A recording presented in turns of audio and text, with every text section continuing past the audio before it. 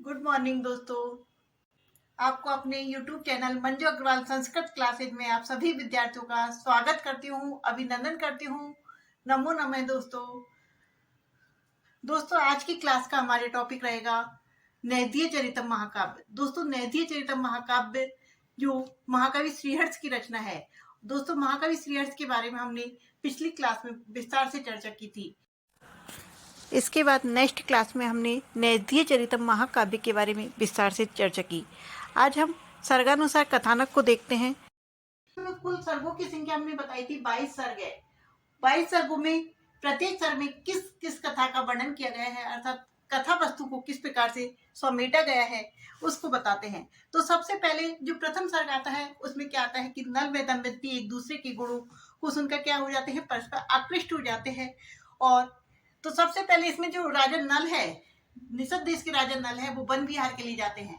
वहां पर उन्हें स्वर्ण मंडित एक हंस दिखाई देता है जिसे वो पकड़ लेते हैं। उस हंस को पकड़ने पर वो हंस क्या विलाप करने लगता है, रोने लगता है और विलाप करने लगता है, रोने लगता है। तो उसको उसके प्रति दया आ जाती है और राजा नल उसे छोड़ देते हैं। राजा नल उसे छोड़ देते हैं। तब राजा नल के सामने जो हंस है, विदर्भ देश की राजकुमारी जो दमयंती है, उसके गुणों की क्या करता है, उसके गुणों की, उसके ही रूप सौंदर्य की क्या करता है, प्रशंसा करता है, उसके सामने बखान करता है राजा नल के सामने। तो उसको सुनकर क्या करते हैं, राजा नल क्या आकृष्ट हो जाते हैं उस दमयंती के प्रति।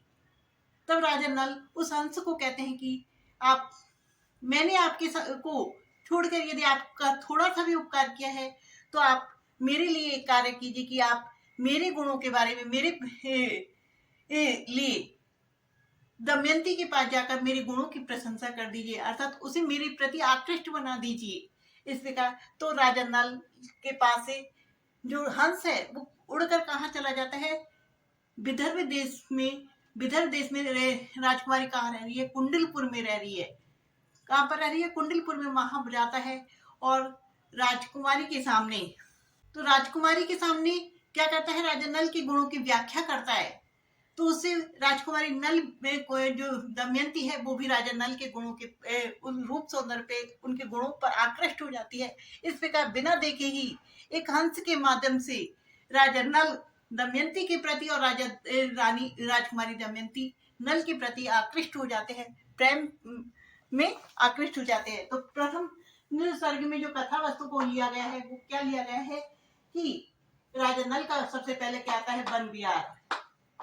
राजा नल का क्या आता है, वन विहार आता है सबसे पहले। वन विहार, वहां पर क्या करता है, राजा नल के द्वारा हंस को पकड़ना। राजा नल के द्वारा हंस को पकड़ना। और नल कैसा है, नल स्वर्ण मंडित है, अर्थात जिसके पंख कैसे हैं, सोने के बने हुए हैं। राजा नल, इस आश्चर्य को देखकर ही तो राजा नल ने क्या है, उस हंस को पकड़ा था। राजा नल, और वो मनुष्य वाणी में भी बोलता था। राजा जो हंस पकड़ा था वो कैसी वाणी में बोल रहा था, मनुष्य वाणी में बोल रहा था। राजा नल के द्वारा हंस को पकड़ना,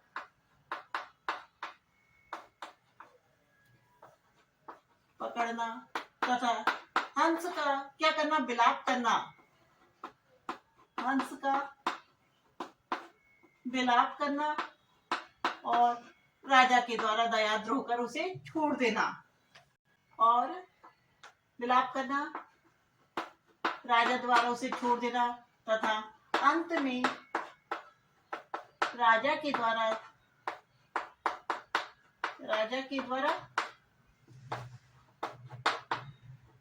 उसे छोड़ देना। छोड़ देने के बाद क्या करता है, जो हंस है, उस हंस राजा के गुणों से क्या हो जाता है, प्रभावित हो जाता है। और उस प्रभावित होने के बाद राजा जो हंस है वो क्या करता है, राजकुमारी के बारे में वर्णन करता है राजा के सामने हंस के द्वारा। जो दूसरे सर्ग में आता है वो क्या आता है, तो दूसरे सर्ग में आता है हंस के द्वारा दमयंती के सौंदर्य का वर्णन करना। क्या करना, सौंदर्य का वर्णन करना, उसके गुणों का वर्णन करना, सौंदर्य का वर्णन का। तीसरे सर्ग में क्या आता है, तीसरे सर्ग में आता है जब सौंदर्य का वर्णन किया जाता है तो राजा नल दमयंती के प्रति क्या हो जाते हैं, आकृष्ट हो जाते हैं, और वो राजा हंस को क्या करते हैं, राजकुमारी दमयंती के पास भेजते हैं कि मेरे गुणों की व्याख्या भी आप दमयंती के सामने करो। तो जो हंस है वो कहा जाता है, कुंडलपुर जाता है। हंस का दमयंती के पास कहा जाता है, कुंडलपुर जाना।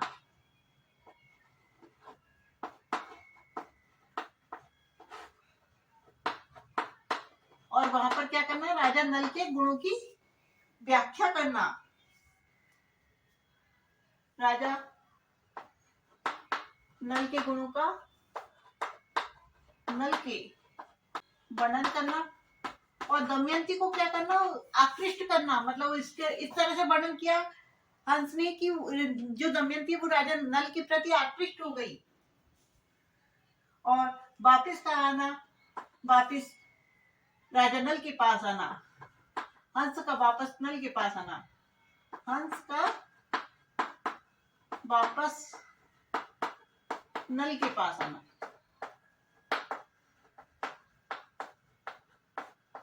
ये हमारी तीसरे सर्ग की कथा है। चौथे सर्ग में क्या होता है, चौथे सर्ग में जब राजकुमारी दमयंती की राजा नल के प्रति आकृष्ट हो जाती है तो वो क्या करती है, दिन में भी सपने देखने लगती है, अनमनी सी रहने लगती है, अकेली रहने लगती है, अकेले में मुस्कुराने लगती है। इस प्रकार की जब उसकी दशा को देखते हैं उसके पिता, तो सोचते हैं कि अब हमारी बेटी क्या हो गई है, बड़ी हो गई, अब इसका विवाह कर देना चाहिए, ये किसी से प्रेम करने लगी है। इस प्रकार उसकी विरह दशा को देखकर, उसकी सही की व्याकुलता को देखकर उसके पिता जो कौन थे, राजा भीमसेन, उन्होंने क्या किया, राजकुमारी दमयंती के स्वयंवर का निर्णय लिया। तो राजा भीमसेन कौन थे, तो दमयंती के पिता राजा भीमसेन के द्वारा दमयंती के स्वयंवर का निर्णय, दमयंती के स्वयंवर का निर्णय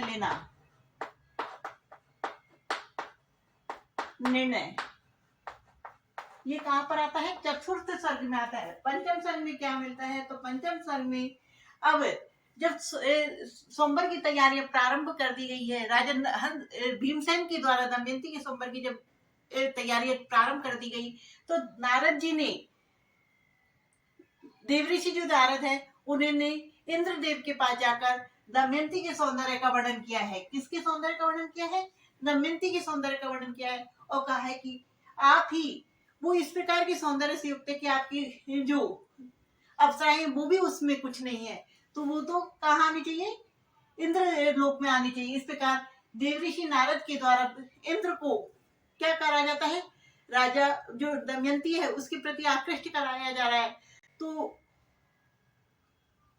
क्या किया जा रहा है, देवऋषि नारद के मुख से दमयंती के सौंदर्य का वर्णन सुनकर जो इंद्र है, वरुण है, इंद्रदेव, वरुण देव, अग्नि और यम देव, वो भी क्या करते हैं, आकृष्ट हो जाते हैं और दमयंती से को पाने के लिए, उससे शादी के लिए निकल जाते हैं। और मार्ग में उन्हें क्या मिलते हैं, निषद देश के राजा नल मिलते हैं, जिनको उन्होंने अपना दूत बनाया, और दूत बनाकर किसके पास भेज दिया है, दमयंती के पास भेज दिया है।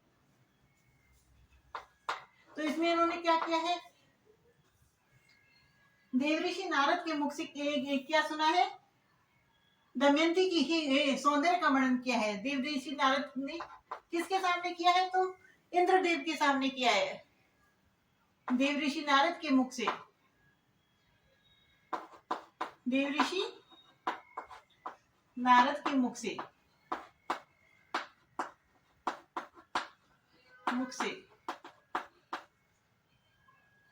दमयंती के सौंदर्य का वर्णन है, दमयंती के सौंदर्य का वर्णन प्राप्त होता है, सौंदर्य का वर्णन प्राप्त होता है। उसके बाद यदि हम छठे सर्ग की बात करें तो छठे सर्ग में जो देवता है इंद्र, अग्नि, वरुण और यम, इन्होंने अपने प्रतिनिधि के रूप में किसे भेज दिया है? नल को भेज दिया है। कहाँ पर? विदर्भ देश में कुंडलपुर में राजकुमारी दमयंती के पास उनके संदेश को लेकर कि आप सोमवार में हमें ही चुनना, इस प्रकार से उन्होंने तो किसे भेजा है? राजा नल को भेज दिया है। और राजा नल को किस प्रकार की शक्ति दे दी है? अदृश्य रूप से। तो अदृश्य रूप में राजा नल कहाँ पहुंच गए हैं? कुंडलपुर पहुंच गए हैं अदृश्य रूप में, अर्थात वो दिखाई नहीं दे रहे इस वक्त। अदृश्य रूप में राजा नल कहाँ पहुंच गए हैं? राजा नल का कुंडलपुर पहुंचना, कुंडलपुर दमयंती के पास जाना।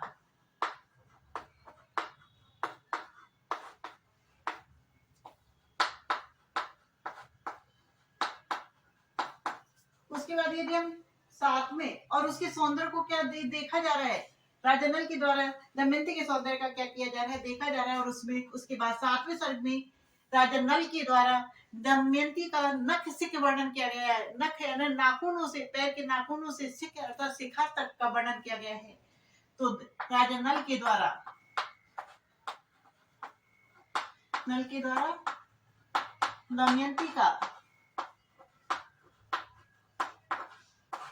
दमयंती का नख सिख वर्णन किया गया है। नख सिख वर्णन।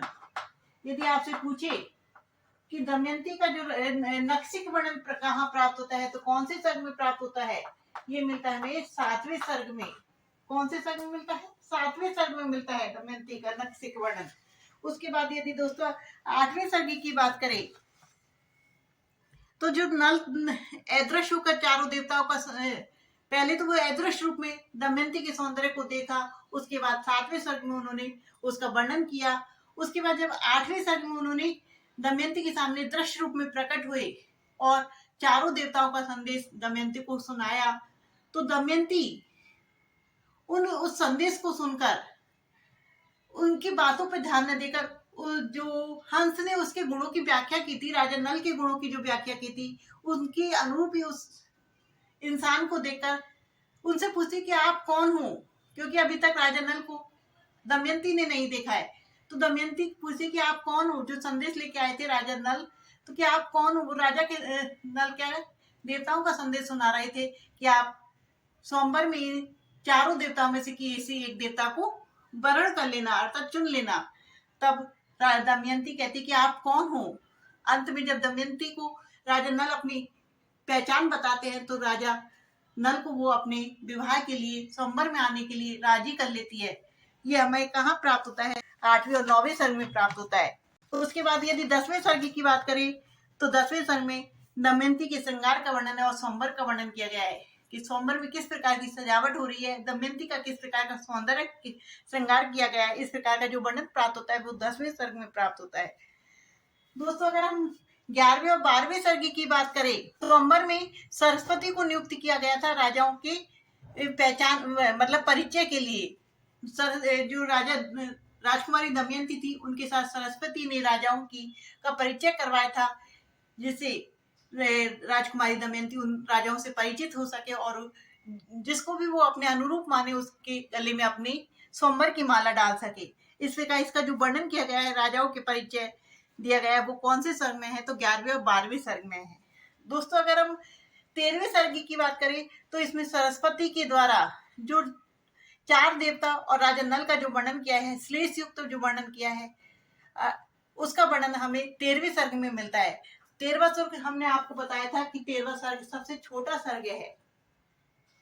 दोस्तों इसमें सरस्वती ने जब इंद्र का वर्णन कर रही थी तो इंद्र का वर्णन श्लेष युक्त शब्दों में इस प्रकार से कर रही थी कि इंद्र के में जो गुण है वो गुण राजा नल में भी प्राप्त हो रहे थे, अर्थात श्लेष शब्दों का प्रयोग कर रही थी। तो यदि अर्थ निकाले तो वो राजा नल में भी उसका अर्थ निकल रहा था और राजा इंद्र भी उसका देवराज इंद्र भी उसका अर्थ निकल रहा था। तो वो दमयंती समझ नहीं पा रही थी कि ये राजा इंद्र है अथवा राजा नल है। तो इस प्रकार से इसी प्रकार उन्होंने वरुण देव का वर्णन किया तो कि वरुण में जो गुण है वो वरुण देव में भी है और राजा नल में भी है, इसी प्रकार यम देव में भी, और इसी प्रकार अग्निदेव का भी वर्णन किया। तो उस राजकुमारी जो दमयंती है वो कंफ्यूज हो गई, और उसके बाद जो वर्णन प्राप्त होता है वो श्लेष युक्त जो वर्णन मिलता है पंचनलिका युक्त। तो 13वें सर्ग में जो 13वां सर्ग है उसमें पंचनली का वर्णन मिलता है हमें। उसके बाद यदि 14वें सर्ग की बात करें, पंचनली किसको कहा गया है? इंद्र, अग्नि, वरुण, यम और राजा नल, इन सबको मिलाकर पंचनली का वर्णन किया गया है। अर्थात पांचों किस रूप में दिख रहे हैं? चारों तो देवता और एक राजा नल, पांचों ही किस रूप में आए हैं, किस वेश में आए हैं? तो राजा नल के वेश में आए हैं। उसके बाद ये इसका वर्णन हमें जहाँ मिलता है वो 13वां सर्ग है। 14वें सर्ग की बात करें तो दोस्तों 14वें सर्ग में दमयंती के द्वारा किया गया जाता है, दमयंती के द्वारा देवताओं की पूजा की जाती है। उसके बाद देवता प्रसन्न होकर दमयंती को, जो सरस्वती क्या कर रही थी? श्लेष युक्त शब्दों का प्रयोग कर रही थी, ये ताकि इसीलिए वो समझ नहीं पा रही थी कि ये राजा नल है अथवा इंद्र है, अग्नि है, वरुण है, कौन से राजा है, समझ नहीं पा रही थी। तो उसके शब्दों को समझने की शक्ति प्रदान करते हैं कौन? देवता। और दमयंती असली जो राजा नल है उनको पहचान कर उनके गले में स्वयंवर की माला डाल देती है। और जो देवता लोग आए थे इंद्र, अग्नि, वरुण और यम, वो राजा नल और दमयंती को आशीर्वाद देकर, सच्चे मन से आशीर्वाद देकर वापस लौट जाते हैं, वरदान देकर लौट जाते हैं। ये हमें कहाँ मिलता है? 14वें सर्ग में मिलता है। दोस्तों अगर हम 15वें सर्ग की बात करें तो 15वें सर्ग में नल दमयंती के विवाह की तैयारियां हो जाती है, उसका वर्णन है। उसके बाद 16वें सर्ग में विवाह होता है, विवाह के बाद खाना होता है, विवाह गोष्ठी के बाद सज्जन गोष्ठी जिसे कहते हैं, भोजन का वर्णन किया जाता है। उसके बाद 17वें सर्ग की बात करें तो जो 17वां सर्ग अर्थात सबसे बड़ा जो सर्ग है, उस सर्ग में ही चारवाक दर्शन का वर्णन प्राप्त होता है हमें। स्वयंवर से वापिस जा रहे थे तो उन्हें वहां पर बीच में कौन मिल जाता है? कली नामक एक राक्षस मिल जाता है। वो राक्षस देवताओं को रोककर उन्हें चारवाक दर्शन का क्या देता है? प्रस्थान। वो चारवाक दर्शन का विस्तृत वर्णन करता है देवताओं के सामने। तो दोस्तों ये चारवाक दर्शन होता क्या है? चारवाक दर्शन कहता है कि खाओ पियो मौज करो, अर्थात ऋण लेकर भी दूध पियो, अर्थात घी पियो, अर्थात इस जन्म में जितने भी मजे करने वो मजे करो, क्योंकि अगला जन्म किसने देखा है? इस प्रकार का ये सिद्धांत है वो क्या कहलाता है? चारवाक सिद्धांत कहलाता है। तो कली नामक राक्षस ने देवताओं को इस सिद्धांत का जब विस्तृत वर्णन किया तो उन्होंने इसका खंडन किया कि नहीं, इस प्रकार का नहीं होता, अगला जन्म भी होता है जिसमें आपको इस जन्म के जो गलत कार्य है उनका भुगतान करना होता है, इन पापों का क्या करना पड़ता है? प्रायश्चित करना पड़ता है। इस प्रकार से उन सिद्धांतों का क्या किया जाता है? खंडन किया जाता है। तो इससे हमें ये पता चलता है कि जो हमारे महाकवि श्रीहर्ष है वो दर्शन के भी अच्छे ज्ञाता थे। और इस बात से जो कली नामक जो राक्षस है वो क्रुद्ध हो जाता है और वो क्या करता है? जो राजा नल है उसे श्राप देता है राजच्युत हो जाने का, दमयंती से वियुक्त हो जाने का श्राप देता है। ये हमें कहाँ सब मिलता है? 17वें सर्ग में मिलता है। और 17वां सर्ग हमारा सबसे बड़ा सर्ग है, नैतिय चैतन्य महाकाव्य का सबसे बड़ा सर्ग 17वां सर्ग है जिसमें 222 श्लोक है। उसके बाद दोस्तों अगर 18वें सर्ग की बात करें तो 18वें सर्ग में क्या है? 18वें सर्ग में उनका विवाह, पहले ही विवाह हो जाता है, विवाह के बाद उनके प्रथम मिलन का वर्णन है। उसके बाद दोस्तों 19वें सर्ग में प्रातः काल का वर्णन है, सूर्योदय और चंद्रास्त का वर्णन है।